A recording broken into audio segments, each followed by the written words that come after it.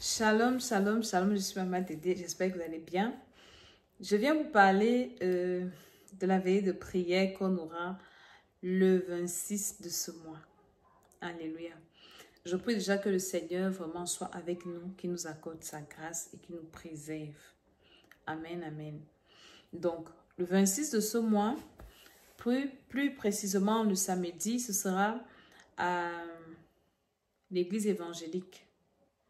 Au 4 Allée des Garets à Palaiseau, nous avons notre veillée de prière. Pour la petite histoire, depuis le mois de septembre, nous avons commencé des veillées de prière à l'église évangélique toutes les fins du mois. Le mois de septembre, on a fait le dernier vendredi du mois. Le mois passé, c'était le samedi, le dernier samedi. Et ce mois-ci, c'est le dernier samedi. Et vraiment, ne ratez pas cette veillée de prière. La veillée passée, nous avons renversé les forteresses familiales. C'est quoi des forteresses familiales? Les forteresses familiales, ce sont des forteresses qui proviennent des familles dans lesquelles nous sommes issus. Et ce mois, nous allons renverser les forteresses extra-familiales, c'est-à-dire qui ne viennent pas du moi, qui ne viennent pas des familles, autant pour moi, dont nous sortons. Vous voyez, c'est vrai que nous sortons de la famille et après, on est jeté dans la société, on rencontre des gens à l'école, on rencontre des familles, on rencontre des amis, on va dans d'autres familles, faire des enfants, le copinage, le travail, les amitiés, les voyages. Tu peux rencontrer quelqu'un qui n'est même pas de ta famille, qui t'envoûte, qui t'emprisonne, qui te détruit, qui te fait du mal. Donc, le dernier samedi du mois passé, on a beaucoup prié. On a fait une action prophétique. On trempait les pieds dans l'huile et dans le sang de Jésus parce qu'il y a beaucoup de personnes qui vivent en Europe et qui n'ont pas pris possession du pays. C'est-à-dire qu'ils vivent là sans vivre.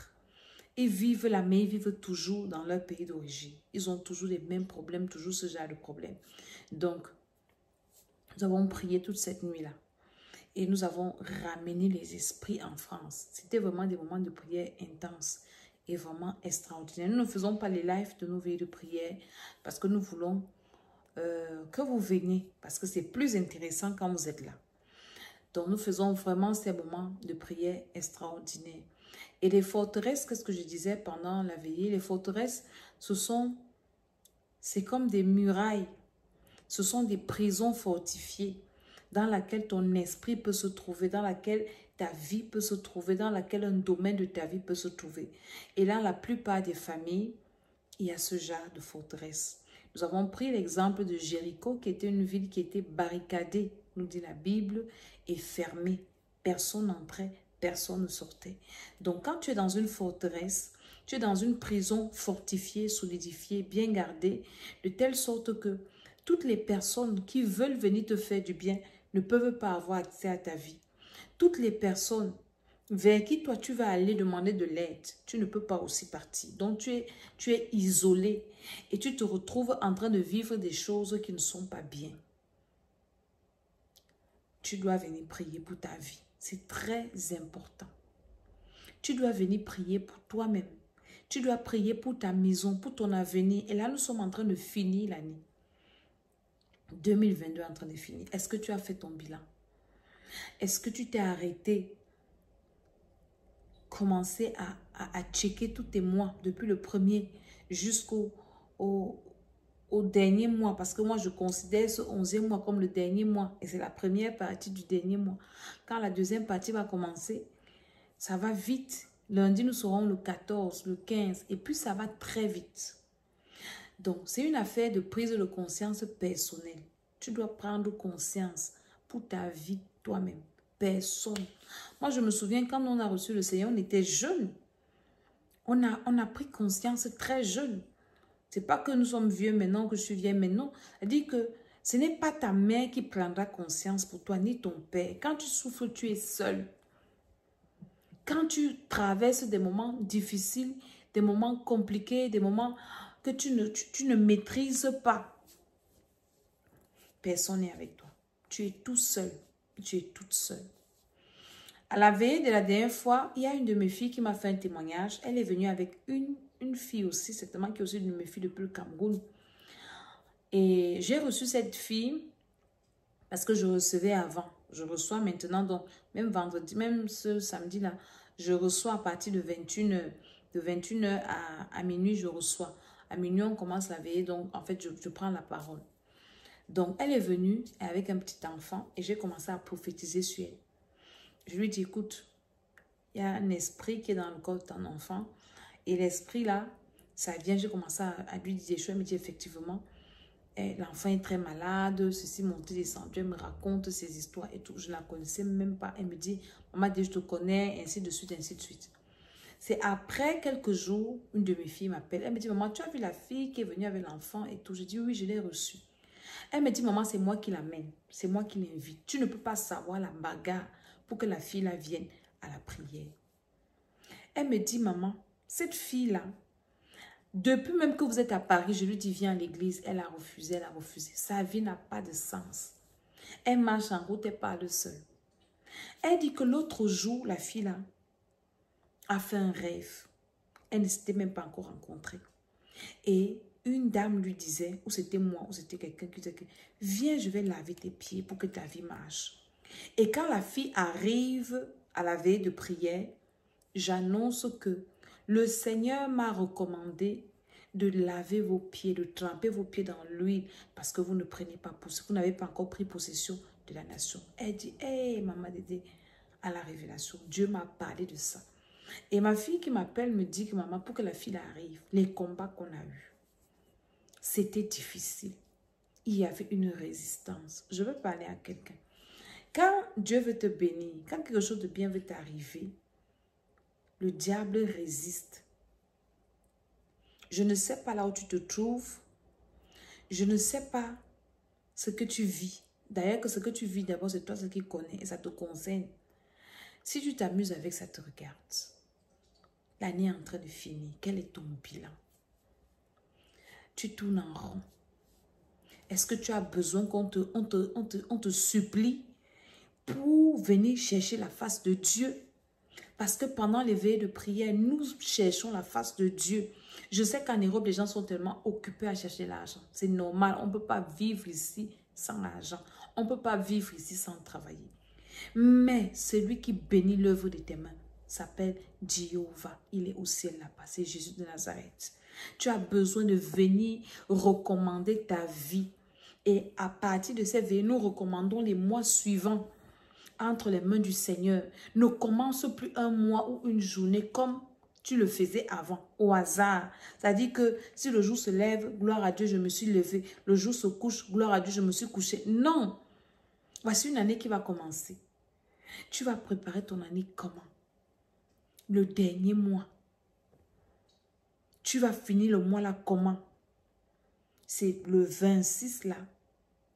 Samedi le 26 de ce mois-là, à partir de 21h, que nous on prépare notre dernière ligne droite de 2022. C'est comme ça que j'appelle ça. La dernière ligne droite de 2022. Les 31 jours là. Amen, amen. Je vais encore parler à quelqu'un. Je vais parler à une femme. Je vais parler à un homme. Vous savez, les hommes sont un peu plus réticents. Mais les hommes aussi, vous avez des problèmes. Cherchez Dieu.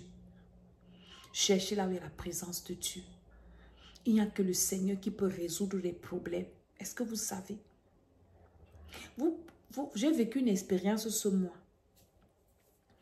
C'est quelque chose que le Seigneur m'enseigne particulièrement et personnellement et que je mets en pratique. Moi, personnellement, même ce qui est à ma portée, je prie pour que le Seigneur me l'accorde.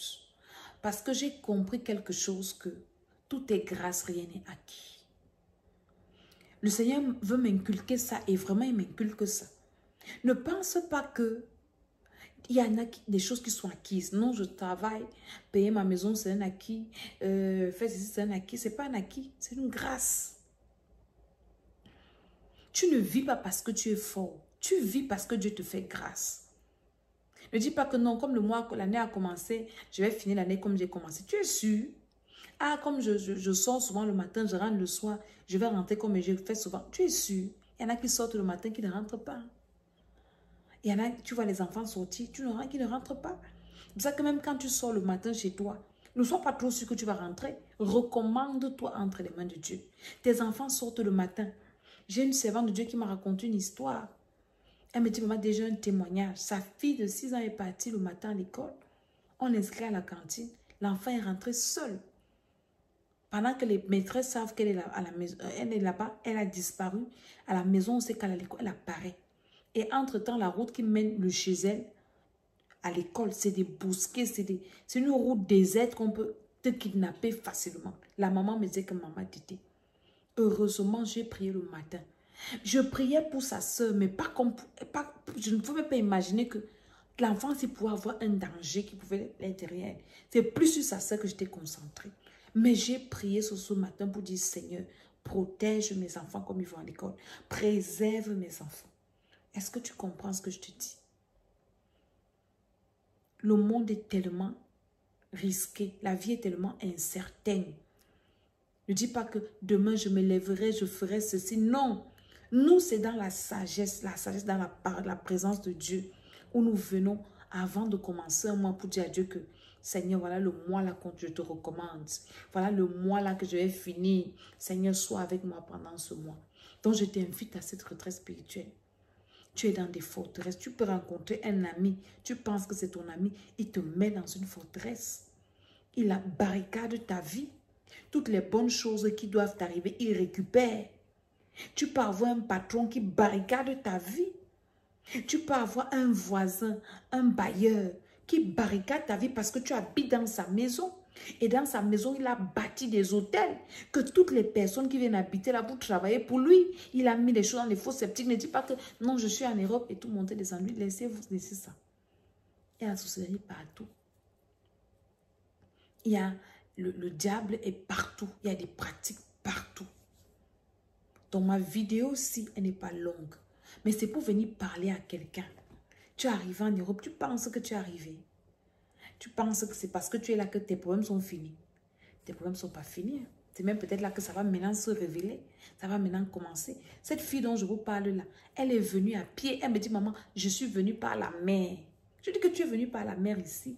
Et on te parle de Dieu, tu t'amuses. On te parle de Dieu, tu joues. J'ai une autre qui est venue à la veille. Ça m'a tellement énervée. Parce que c'est une de mes filles. Elle avait accouché 3 enfants, les triplés. Et les triplés là, ce sont nos enfants qu'on a vu grandir. Elle vient à la veille, elle me dit, maman, est-ce que tu sais qu'on a pris les triplés? Ça m'a énervée. Je dis, est-ce que tu es normal? Tu viens ici, tu abandonnes le Seigneur. On te prend les enfants. Tu vas rentrer dans ton pays, dire que tu es parti accoucher les triplés en France. On a pris ça. Venons, on prie. N'attends pas seulement quand tu auras des problèmes pour venir dire que maman t'aider où, on va t'aider où. Je cherche la face de Dieu. Non. Prévenir vaut mieux que guérir. La prière préventive est plus importante et plus efficace que la prière curative. Nous, le 26, on est à l'église évangélique aux 4 arrêts des Galets à Palaiseau.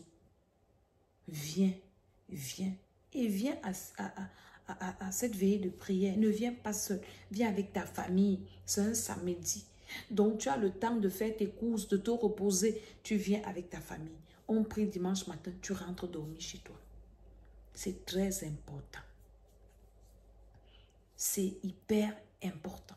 Tu as besoin de prier pour toi, pour tes enfants, pour ton avenir, pour ton mariage, si tu es marié ou pas. Le monde est devenu risqué. On ne sait plus ce qui nous attend. On a quitté Covid, maintenant c'est la guerre.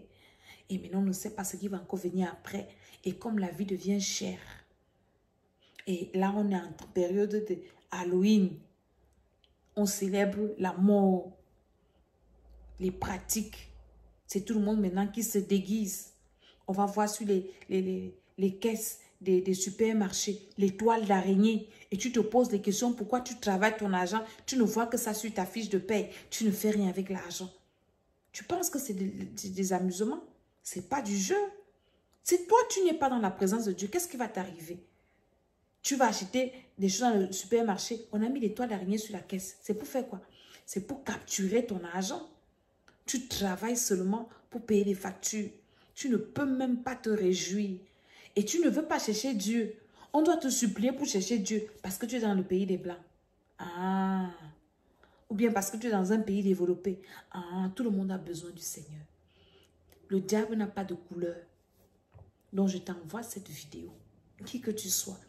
La dépression, c'est ton partage. Le stress. Dans ces pays, c'est le stress de ça. Le stress. Les problèmes, les dettes. Jésus de Nazareth est la solution à tout ça. Il a la capacité de te sortir de ces problèmes dans lesquels tu te trouves là. Jésus de Nazareth. Seulement dans sa présence. Ça ne t'exclut pas le travail. Ça ne t'exclut pas de te battre. Mais ça aplanit ton chemin. Ça aplanit tes sentiers. Toi qui cherches les papiers. J'ai mon fils dernièrement qui m'a fait le témoignage. Des témoignages de papiers. Gens qui reçoivent les papiers, ainsi de suite. Tu es dans ce pays, ça fait combien d'années? Tu n'as pas de papier. On te dit qu'il y a une veillée de prière où le Seigneur va te sortir des forteresses. Tu t'amuses. Ok. Je suis Maman Didi. Je fais mon travail. Je fais mon devoir. C'est de sonner la trompette. C'est de réveiller les esprits. C'est d'interpeller les hommes et les femmes. Cette vidéo, ça ne dépend pas de la couleur de ta peau. Jésus de Nazareth est venu sauver tout le monde. C'est le sauveur de l'humanité. Tout le monde a des problèmes. Les noirs, les blancs, tout le monde. Et cette période-ci, c'est une période critique où le monde des ténèbres est debout, en train de s'aimer la mort dans les vies. La mort spirituelle, la mort physique, la mort matérielle, la mort financière, la mort sentimentale. Jésus de Nazareth, c'est notre forteresse. Donc, il va nous sortir des forteresses là, familiales, extra-familiales là, pour nous cacher dans sa vraie forteresse, lui, qui est le rocher des âges. Donc, je parle à quelqu'un. Retiens cette date-là, samedi le 26 novembre, à l'église évangélique, 4 allées des Garets, par les eaux, où que tu sois.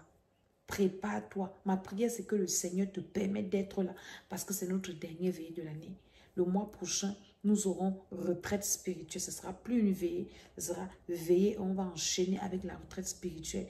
Et vraiment, ne rate pas ces moments.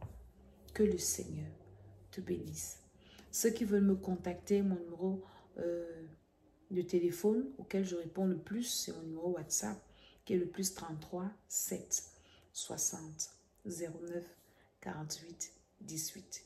Je reprends, c'est le plus 33 7 pour ceux qui sont à l'international, 60 09 48 18. Pour ceux qui sont locaux, c'est le 07 60 09 48 18. Écrivez-moi sur WhatsApp, envoyez-moi des voices, faites-moi des messages, je vous répondrai. Si vous m'appelez, je ne vais pas prendre parce que je ne réponds pas aux appels inconnus. Donc, faites-moi des messages, expliquez-moi quel est votre problème, quelles sont vos préoccupations et je reviendrai vers vous. Alléluia. Donc, que Dieu vous garde. Pour ce qui est de l'école d'Esther, nous sommes en train de faire la délivrance de l'esprit humain. C'est terrible. Cette vidéo, je ne viens pas parler de ça. Mais vous pouvez encore vous inscrire parce que vous avez besoin que votre esprit soit libre. Que Dieu vous garde, qu'il vous bénisse, qu'il vous accorde sa grâce. Au nom de Jésus, je dis Amen, Amen, Amen.